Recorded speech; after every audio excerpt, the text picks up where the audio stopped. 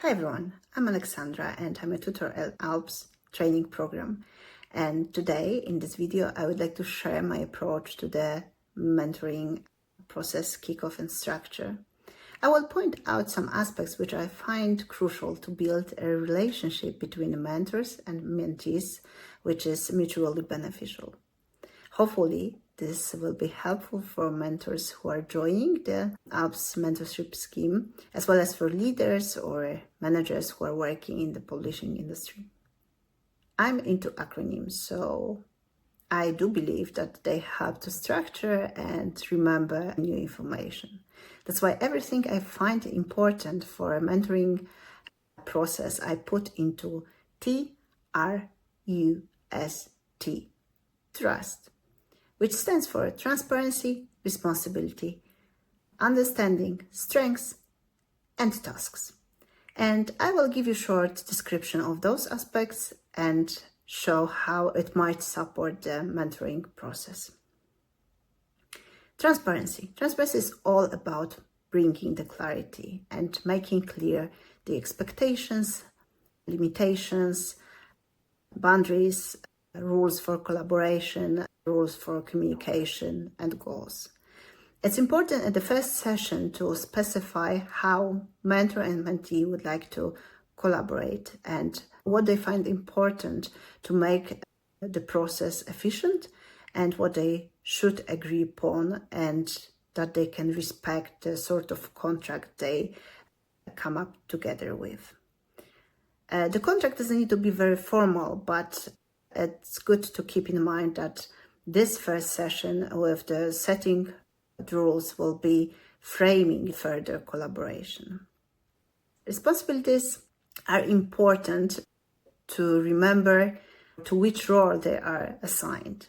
Mainly, mentors are responsible for the structure of the process and, let's say, content, in the way that they are bringing to the sessions a lot of experience, a lot of skills, a lot of know-how, and that's their part of the process. It's important to outline that mentees are fully responsible for bringing goals to the session and to the process, as well as, what is even more important, achieving those goals between the sessions. It's good to make sure that during the mentoring process, those responsibilities are staying with the roles in the way as specified, and that they don't get blurred. Definitely that will support the clarity of the whole process.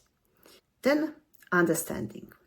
For mentors to be able to support the mentee in the proper way, it's very important to get deeper understanding of mentee's drivers, motivation, values. Knowing that will be helpful for, on one hand, delivering the proper information to the mentee, but also doing that in the right way, in the way that mentee can use the information in the most suitable way, and they can also get the most out of the learning. Under understanding, I also like to think that mentors need to understand that apart from their huge experience and huge expertise, they should leave room for mentees to choose their own way of doing things. It's important also to admit that mentor's way is not the only way of doing things, and give space for mentees to choose their way of achieving their goals. Then strengths. As I mentioned, mentors are bringing to the table a lot of strengths, skills, expertise. On the other hand, what is important under this point is to recognize skills, strengths, capabilities of mentees.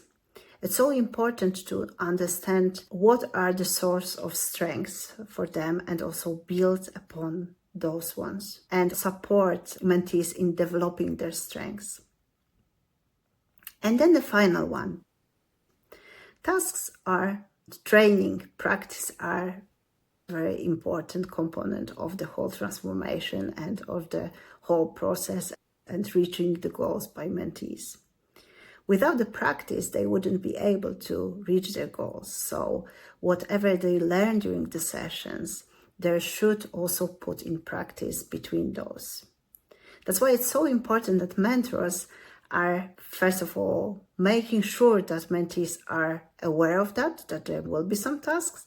They also make sure that there is commitment from mentees' side, and also that them as mentors are able to give tasks which are adequate for mentees' capabilities, and also tasks which are developing their strengths and which give them the best learning from the process. So I presented to you the trust concept for the mentoring process, and I hope that you liked it, and I hope that you might be able to apply it to your processes. So enjoy, and thank you for your attention.